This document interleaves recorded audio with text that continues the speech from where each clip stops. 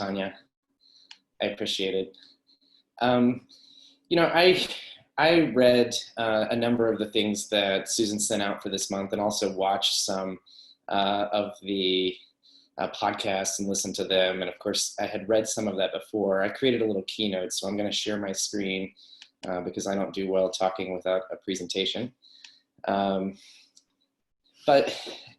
you know, the first thing that sticks in my mind are the words of John Lewis in his essay that he left us before he passed away. If you see something that is not right, it's not fair, it's not just, you have a moral obligation to do something about it. You must also study and learn the lessons of history, because humanity has been involved in this soul-wrenching existential struggle for a long time. So I say to you, walk with the wind, brothers and sisters, and let the spirit of peace and the power of everlasting love be your guide. And I think that's the goal of this book club, is to do something, to say something, to step up. And I'm so thankful for the panelists today and the other people that have worked on this for stepping up. And we know what started this, right? The largest protests that our nation has seen in over 50 years that relate to our roles directly: criminal defense attorneys, prosecutors, judges, civil attorneys, law enforcement, city councilors, all of us. And we know that public confidence in our system needs to be repaired, and there are reasons why it needs to be repaired. And as I read Rothstein's book, Color of Law, I mean, I'd heard of redlining and knew enough about it, had done enough work otherwise to know something about it, but I didn't know the extent of it. And what it led me to do was to do some research about our area and try to learn about our area. And I'm sad to say that I've been, as Susan asked, I've been practicing for 12 and a half years in Southern Oregon, and I care so much about the history, the culture, the place. I love the trails, I love the people. And there's so many things I didn't know. And it makes me sad that they weren't taught or shared.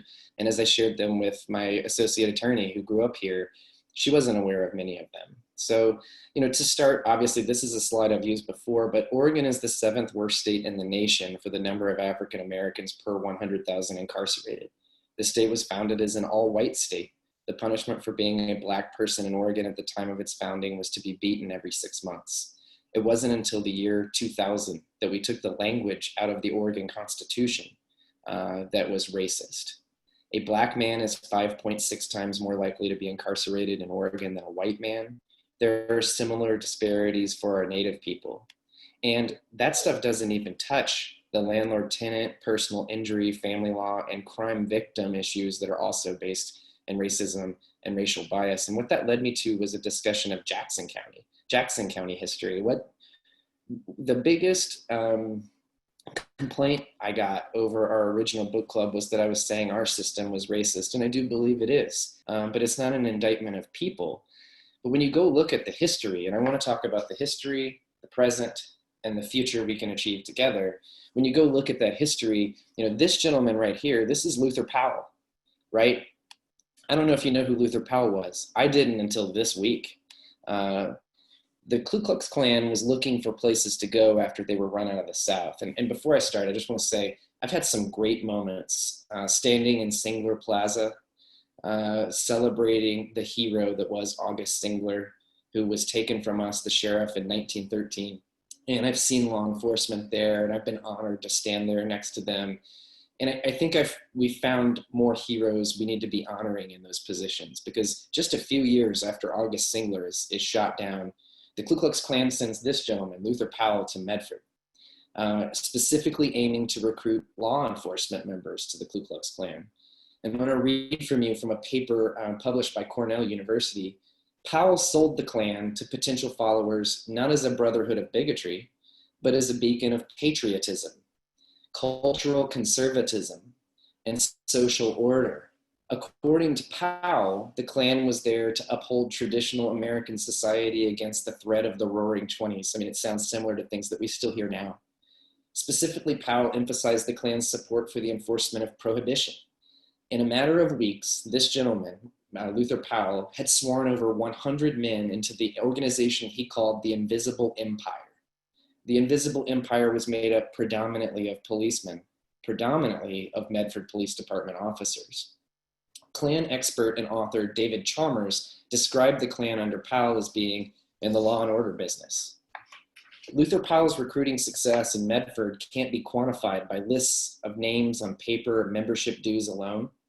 With his newfound support from local police officers, Powell accused Jackson County and the sheriff's office of insufficient prohibition enforcement policies, and he spearheaded a recall of the Jackson County sheriff who was anti-racist. And I'm going to propose we should celebrate that sheriff as well. Within a month, the mayor of Medford was dressed in white robes at his desk and walking around town as well. And Powell's new Klan achieved this level of success not by blaring bigotry to the masses, but by forming personal connections and emphasizing the Klan's dedication to a civil society. It's not a civil society any of us want to live in. And that led to a series of events I'd also never heard of in the 1920s called the Medford Outrages. And I wonder how many people have learned of this. There were 3 headlines in the Ashland Daily Tidings, which existed back in the 20s. It's amazing. First event, vigilantes hang boy to tree in Jacksonville. Second event, local citizen victim of Ku Klux Klan, J.F. Hale, is given what they call a necktie party. Negro porter and necktie party on Siskiyou was the third article. What that led to finally was the sheriff arresting members of the KKK, including Medford Police Department officers, and charging them. However, they intimidated the witnesses and influenced the judges. And without going to a jury and without being a judgment of acquittal, a judge took that case away from a jury and acquitted those members. It was the first national news story made in Medford, Oregon about law enforcement.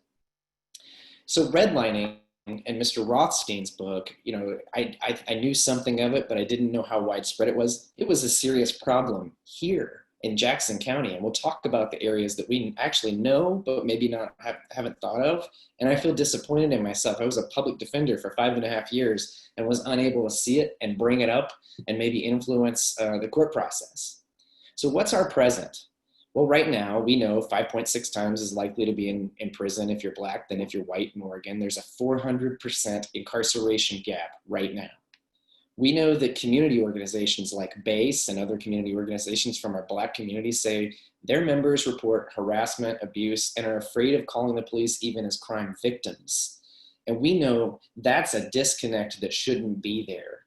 It's a disconnect that's not true, for instance, with what Nate Sickler has in his heart. There's no doubt that bridge can be, that we can bridge that gap.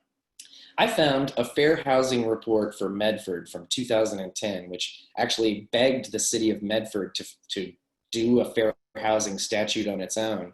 The city of Medford still hasn't, but it showed serious impediments to fair housing in our area. And the incarceration rate eats me alive at night when I want to stop working and I can't. But this eats me more alive. And some of this is what Tanya was talking about. 51% of white families in Jackson County own their homes. 19% of Hispanic families in Jackson County own their homes. And that should be offensive enough. 5.5% of Black families in Jackson County own their homes. 5.5. We know that the redlining in Jackson County led people of color to 3 main areas: White City, West Medford, and the area between Highway 99 and I-5. We also know those are our high crime areas. Those are the areas where we patrol more often. Those are the areas where the public defender cases are coming from, by and large. And we need to do everything we can to eliminate that disparity. Our last sheriff, Corey Falls, the first Black sheriff we've had and a local hero, left. And among other complaints, one of his complaints was that he did feel the sting of institutional racism. And these are things that are happening right now. This is our picture. There is racism in our system.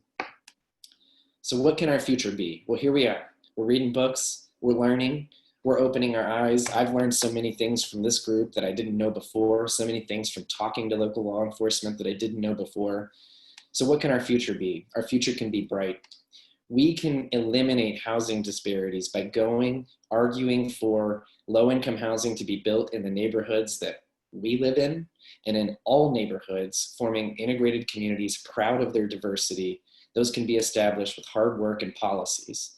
We can strive to make our home ownership rates higher, not lower than the national average, because actually the 51% is lower than the national average for white families, much less the 5.5% for Black families.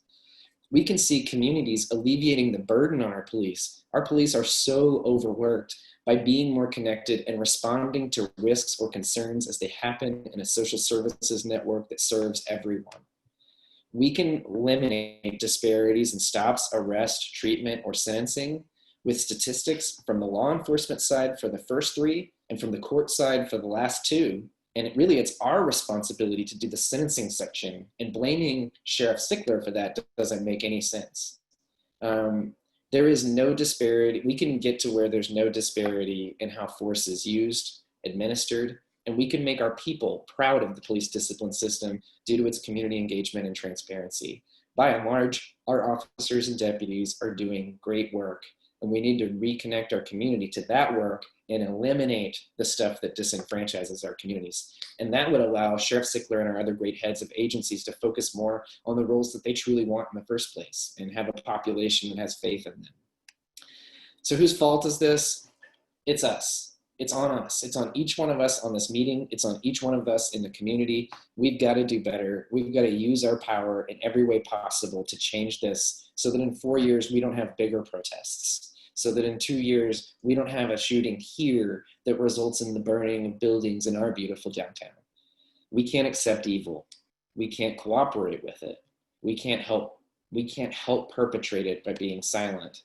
And I just want to refer you guys back to the simple steps. If you see something, you say something. You try to learn every day you can. We work together to figure out what policies and procedures we can change about our own practice. And then we volunteer and dig deep to change society. And what we will get to is a better place. And, I think for the bar, we need to talk about the fact that we have one African-American, one Black attorney in Jackson County. And I've spoken with him at length about his experiences here and how he feels about his treatment from our bar. And it's sad. And we need to all be doing so much more to make it so that that's not the only story that we can hear, and that's not the only story that's here. And I believe in our ability to do that, and I want to do it with you. So please send us your comments, your questions, and I just want to leave you with a few words from one of the most beautiful speakers in the history of our great nation. It may well be that we will have to repent in this generation, not merely for the vitriolic words of the bad people and the violent actions of the bad people, but for the appalling silence and indifference of the good people who sit around and say, wait on time. Somewhere we must come to see that social progress never rolls in on the wheels of inevitability. It comes through the tireless efforts and the persistent work of dedicated individuals, and without this hard work, time itself becomes an ally of the primitive forces of social stagnation. And so we must help time, and we must realize that the time is always right to do right.